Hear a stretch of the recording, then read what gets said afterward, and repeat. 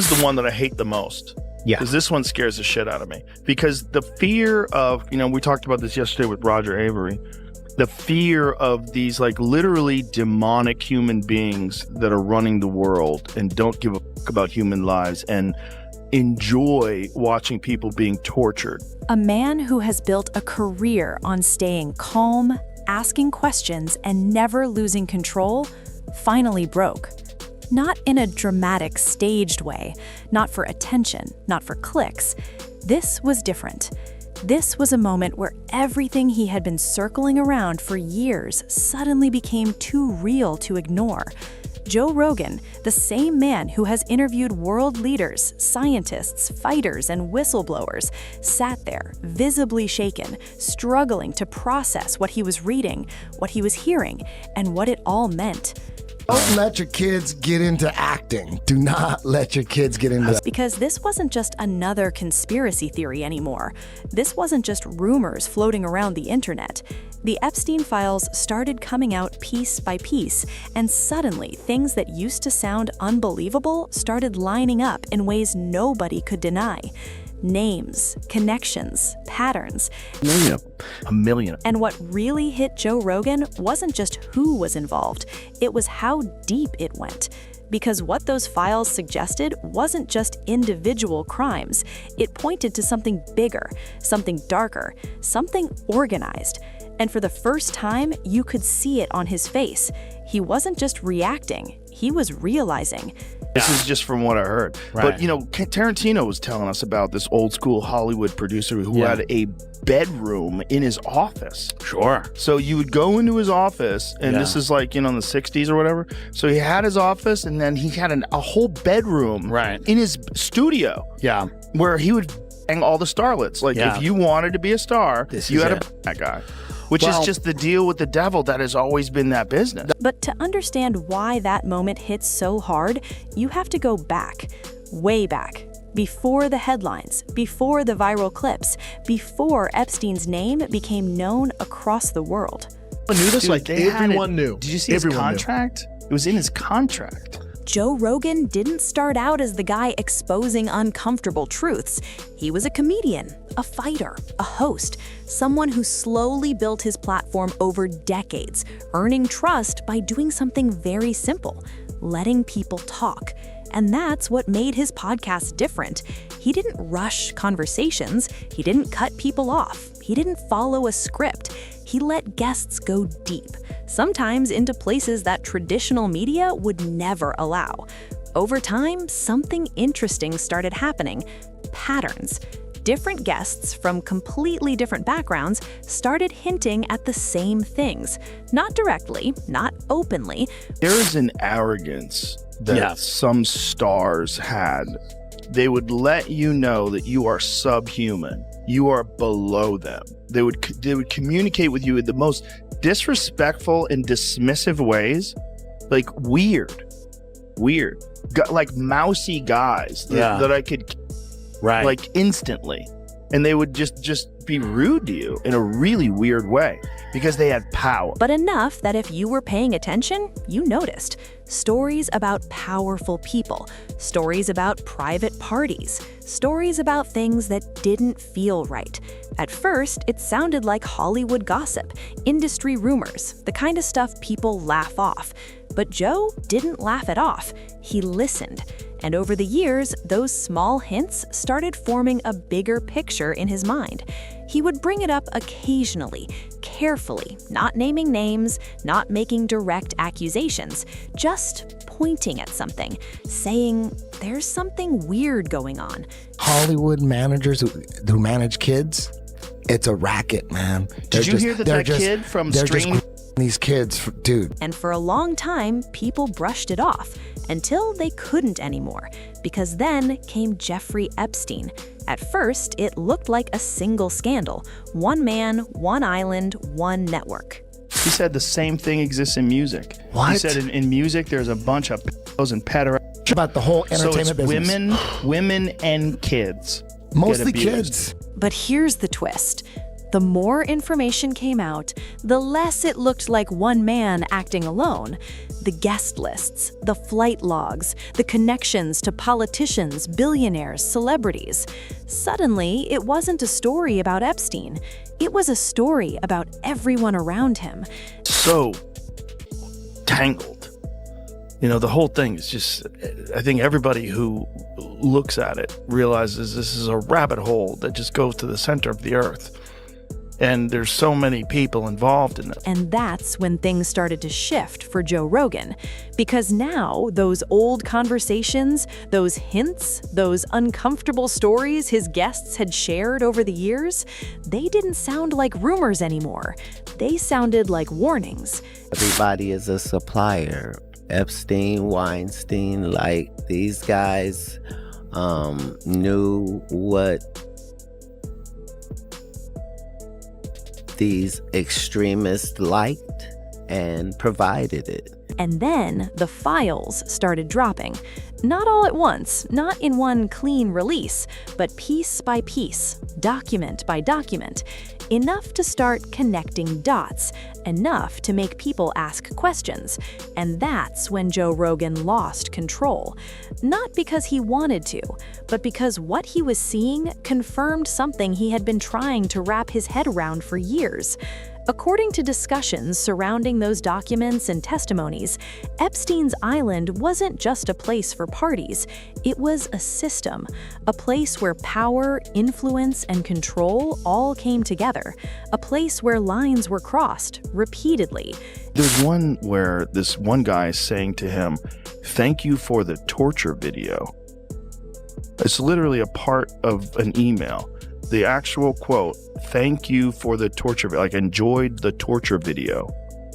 It's so gross. And what made it worse wasn't just the alleged crimes, it was the silence. Because here's the part that really got to Joe.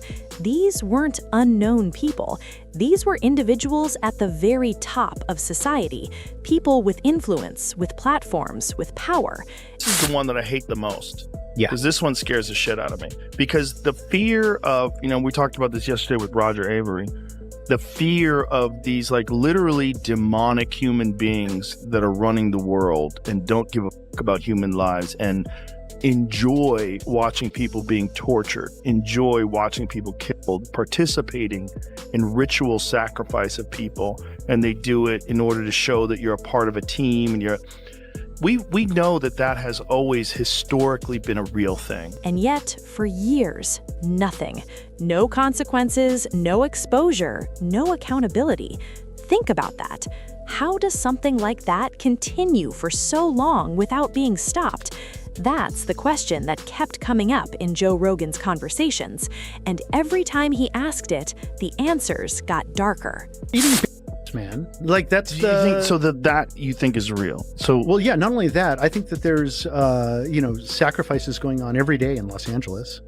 I mean, allegedly, like high level musicians, let's say, high level female musician is like chickens every day doing sacrifices, like high level.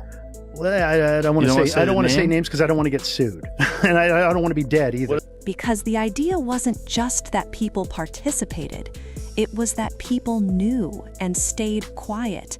That's what hit the hardest: the silence. The idea that behind closed doors, things were happening that would shock the world. Dave Chappelle was decapitated in front of us. And until we deal with that, until we deal with the fact that a devout Muslim who doesn't eat bacon was accused of being a crackhead. And he flew past Chicago and Miami and LA and New York and Detroit. You said he went past Cleveland and Fort Pierce, Florida, and he went past Okeechobee and Oakland. You said he went to another country where they're not eating. Right. And yet, in public, everything looked normal. Red carpets, interviews, smiles, business as usual. The doors, and there's a massage table in the middle of the room, and candles all around and stuff. So I ask very insightful cutting question. But here's where it gets even more unsettling. Some of the discussions suggested that the island wasn't just about indulgence or secrecy. It was about leverage, control, power over others. A lot of the people who are on the files visited the island and then they still work. It was unbelievable. Some people had to resign from some jobs. Well, especially just him, because the way, there's something about a really confident liar. Like where they just, because I mean, that interview clip where he's like, let me tell you something, I met Jeffrey Epstein that one time. Because if you have information on powerful people, real, damaging information, you don't just gain influence, you gain control. Jeffrey Epstein was texting with congressional delegate Stacey Plaskett while she was sitting in a congressional hearing with President Trump's former lawyer Michael Cohen in 2019. Epstein texts, Cohen brought up Rona, keeper of the secrets. Plaskett responds, Rona? Quick, I'm up next. Is that an acronym? Epstein replies, that's his assistant. About 7 minutes later, Plaskett asked Cohen about Trump's assistant. And that changes everything. That turns a scandal into a system, a machine. And that's the moment where Joe Rogan's tone shifted. You could hear it. This wasn't curiosity anymore. This wasn't entertainment. This was frustration, anger. Because now the question wasn't, did something happen? The question became, how much happened and how many people were involved? That's very weird. Very strange. Very weird. But it kind of makes sense. Because if you're a 60-year-old billionaire and you're a freak and you like to get your freak on, but unfortunately you're a gigantic software developer and everybody knows who you are. Yeah. Like it's hard to get your freak on. Well, that's the thing is like it makes sense when you go like, oh, some of these dudes really liked visiting that place. Yeah. It's like that's the only place they can go. Right. You can't go anywhere else. Right. And that's why they said. And even more importantly, why wasn't it stopped? Guests started coming on his show, speaking more openly, not always directly, not always naming names, but enough to paint a picture. A culture where speaking out came with consequences. A system where those who pushed back got pushed out, and those who stayed quiet moved up. That's the part people don't want to think about, because it's uncomfortable. It forces you to question everything you thought you knew about power, success, and fame. But Joe Rogan didn't look away. He leaned in, and the deeper he went, the harder it became to stay composed. Because every new piece of information didn't just add to the story, it confirmed it. And that's when the emotional weight started to show. This wasn't just about exposing something. It was about realizing how long it had been happening, how many people might have been affected, how many stories were never told, and how many still haven't. You could hear it in his voice during those conversations, that shift from curiosity to disbelief to something heavier, something harder to process. Because once you see it, you can't unsee it. And once you connect those dots, you start questioning everything around it. The industry, the media, the narratives we've all been fed for years. And suddenly, the story becomes bigger than one island, bigger than one man. It becomes about a system that allowed it to exist, a system that protected itself. And that realization, that's what made Joe Rogan lose control. Not because he didn't expect it, but because deep down, he did. And now it was all starting to come together. The emotional impact of all this goes deeper than just headlines and viral clips. Because when someone like Joe Rogan reacts the way he did, it forces people to pay attention. This isn't someone known for overreacting. This is someone known for staying grounded, even in the middle of intense conversations. So when that composure cracks, even slightly, it means something. It reflects the weight of what's being discussed, the seriousness of it. And beyond Joe himself, think about the broader impact. The victims whose voices may never be fully heard, the families affected, the people who tried to speak out and were ignored, dismissed, or silenced. This isn't just a story. It's a reminder of how power can be abused when there's no accountability, and how dangerous silence can be. Because silence doesn't just hide the truth, it protects it. And that's what makes this so heavy. Because even now, it feels like we're only seeing part of the picture, only hearing part of the story. And that leaves people wondering, what else is out there? What hasn't been revealed yet? And who still hasn't been held accountable? In the end, Joe Rogan losing control wasn't about one conversation. It wasn't about one document or one name. It was about everything coming together at once. Years of hints, years of questions, years of things not quite adding up, finally forming a picture that's impossible to ignore. And the truth is, we're still in the middle of that story. We still don't have all the answers. But one thing is clear, this isn't just about the past. It's about understanding how something like this could happen and making sure it never happens again. Because if there's one thing this whole situation has shown, it's that power without accountability is dangerous, and silence can be just as damaging as the truth itself. So now the question isn't just what happened on that island. The real question is, what are we going to do with what we know now? If you've made it this far, you already understand this isn't just another story. It's something bigger. And when you step back and really think about everything we've just talked about, it leaves you with a feeling that's hard to shake. Because this isn't just about one man, it's not just about one island, and it's definitely not just about one moment where someone like Joe Rogan lost his composure.